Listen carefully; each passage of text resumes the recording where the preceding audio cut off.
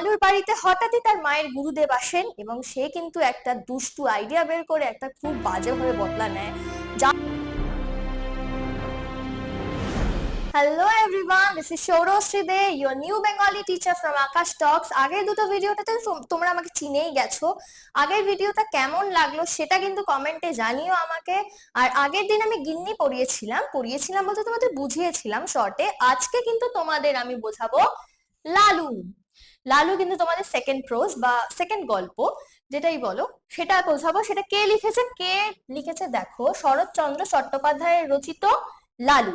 সেটা আমি আজকে তোমাদের পুরোপুরি বুঝিয়ে দেবো। প্রথমে আমি সামারি করে তোমাদের একটু বলে দিই লালু কি। লালু গল্পটা একটা ছোট্ট বাচ্চাকে নিয়ে, দুষ্টু মিষ্টি একটা বাচ্চারা যেমন হয় ছোটবেলায়। লালু কি করতো, লালু ছোট ছোট দুষ্টুমি করতো। তো লালু তার মায়ের উপর রাগ হয়। কেন রাগ হয় না, তার মা তার বাড়িতে তার টিউটরকে আনার জন্য একটা বন্দোবস্ত করছিল। তো লালুর রাগে লালু কিন্তু মনে মনে এটা ঠান নেয় যে সে একটা বদলা নেবে।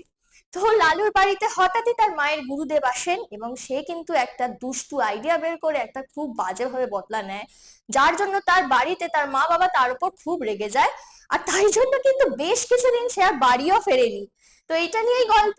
তো বদলাটা সে কি নিয়েছিল, বদলাটা নিয়েছিল কি মশারির ওপর বরফের ছাই রেখে দিয়েছিল। আর আর গুরুদেবকে কিন্তু খুব হেনস্থা হতে হয়েছিল। তো গল্পটা কিন্তু এটা নিয়েই, কিন্তু গল্পের ভেতর কিন্তু একটা ইনার মিনিং আছে।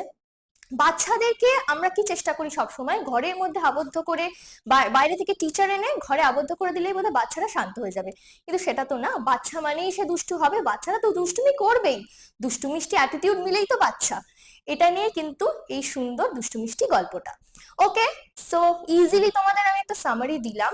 তাও যদি তোমাদের কোনো সমস্যা থাকে বা তোমরা যদি চাও যে গল্পটা আমি পুরো থরলি তোমাদের পড়াই, অবশ্যই কমেন্টে জানাবে, আমি কিন্তু তোমাদের গল্পটা পড়িয়ে দেবো।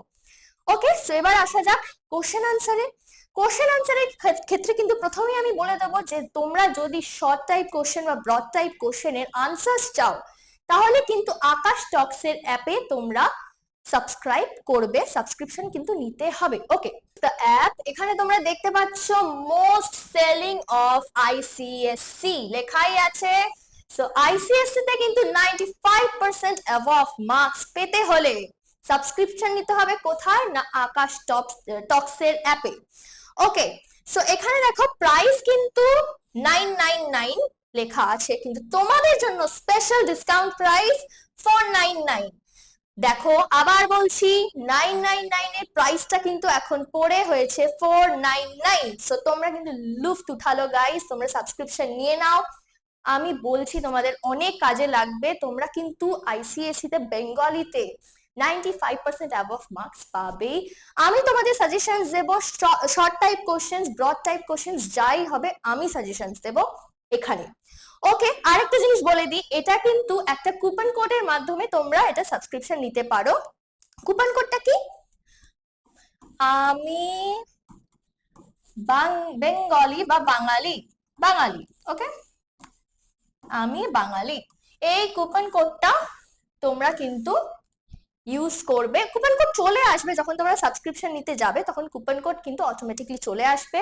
কুপন কোডের মাধ্যমে সাবস্ক্রিপশন তোমরা নিতে পারবে। ওকে, এলাম কোথায়, লালুর প্রশ্ন উত্তরে। তো চলো প্রশ্ন উত্তর শুরু করা যাক। প্রথম প্রশ্ন কি, লালু কার ওপর রেগেছিল? উত্তরটা কি হবে, মায়ের ওপর। কিন্তু আমি মা লিখেছি বলে পরীক্ষা হলে কেউ মা লিখে চলে এসো না, অবশ্যই গুছিয়ে উত্তরটা দিয়ে আসবে যে লালু তার মায়ের ওপর রাগ করেছিল বা রেগেছিল। বুঝতে পারলে? ওকে, নেক্সট কোশ্চেন। আমি এখানে ডট ডট দিয়েছি বলে কেউ কিছু ভুল ভাল কিছু ভেবো না, এটা লালুটাই এখানে হবে, সেই জন্য আমি ডট ডট দিয়েছি। লালুর মা কাকে আনার সচেষ্টায় ছিল?